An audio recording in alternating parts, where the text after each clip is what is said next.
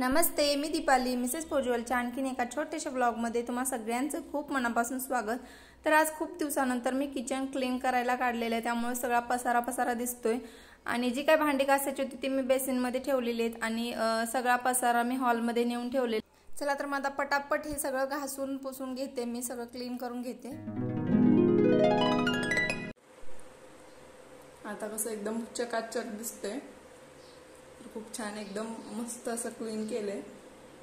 आणि बघा घर किंवा काही असो, किचन असो, तर सगळ्यात महत्त्वाचं किचन तर क्लीन असलं ना की छान वाटतं।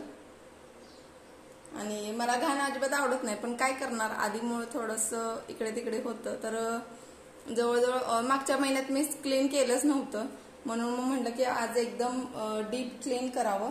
आणि सगळं मी फरशी एक ना एक फरशी कोपरा सगळा ब्रशनं घासून घेतलेला आहे आणि वरचं पण। तर मागच्या वेळी मी ब्लॉग मध्ये शेअर केलं तर त्यावेळेस मी फक्त पुसून घेतलं होतं। तर यावेळेस मग मी दोन महिन्यातून मी असंच करते, 2-3 महिन्यातून ना मी पूर्ण घासून घेते फरशी, कारण खूप जास्त घाण होते आणि किचन मध्ये जास्त पसारा असतो आणि जास्त किचनच घाण होतं आपलं बाकी म्हणजे घरापेक्षा, बाकी रूम्स पेक्षा। त्यामुळे मी एकदम डीप क्लीन करून घेतलेला आहे। आणि जस्ट आत्ता वाजलेत 1:15 आणि फक्त कुकर झालेला आहे माझा। तर फौजी आणि आयुष दोघं सोबतच येतात, तुम्हाला आधी सांगितल्याप्रमाणे 2 वाजता येतील। तर आता मी सगळ्यात आधी स्वयंपाक करून घेणार आहे आणि मग पसारा लावणार आहे। आणि इथल्या इथंच आहे, त्यामुळे मला पटकन घेता येईल। आणि फक्त चपाती आणि भाजीच राहिली, कुकर लावलेला आहे मी। चला तर मग आता माझं किचन व्यवस्थित सगळं सेट करून झालेलं आहे, आवरून झालेलं आहे आणि भांडी पण लावायची म्हणजे बऱ्यापैकी झालेली आहेत। तर चला तर मग आज आपण बघणार आहोत भेंडीची रेसिपी, तीही मसाला भेंडी आणि अगदी पटकन होणारी आणि तितकीच टेस्टी आणि यम्मी ही रेसिपी लागते। तर भेंडी कुणाला नाही आवडत, पण तीच म्हणजे साधी सोपी करण्यापेक्षा थोडंसं वेगळ्या पद्धतीने। तर मी ते भरलेली भेंडी करते, तर त्यासाठी अशा पद्धतीने भेंडी मी कट करून घेतली।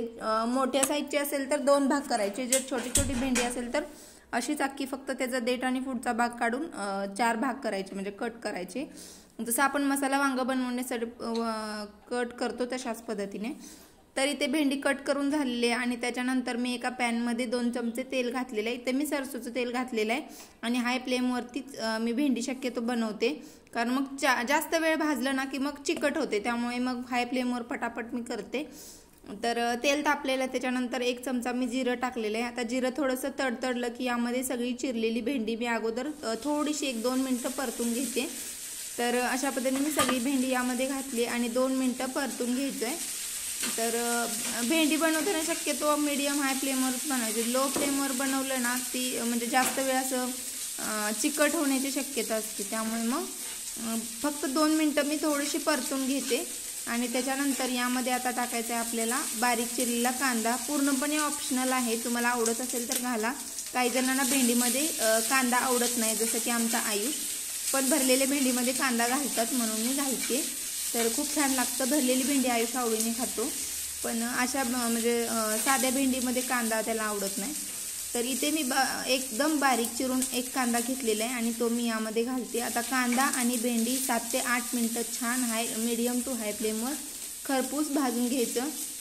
आणि भेंडी आणि बरोबरच कांदा पण भाजला जातो आणि भेंडी कुठेही कच्ची राहता कामा नये, व्यवस्थित अशा पद्धतीने भाजून घ्यायची। तर तुम्ही बघू शकता मी भेंडी छान भाजून घेतलेली आहे, 8-10 मिनटं झालेले आणि मीडियम फ्लेमवर मी छान भेंडी भाजून घेतली। आता यामध्ये बाकीचे मसाले घालूया।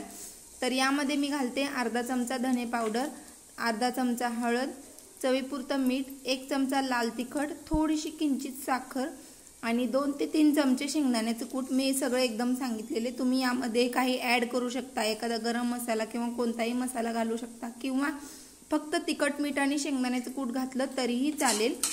तर हे सगळं घालून आता मी एकदम मस्तपैकी याला छानसं असं परतून घेते 2 मिनटं, सगळं मिक्स करून घ्यायचं। तेल भेंडीला सगळा मसाला आणि शेंगदाण्याचं कूट लागलं पाहिजे।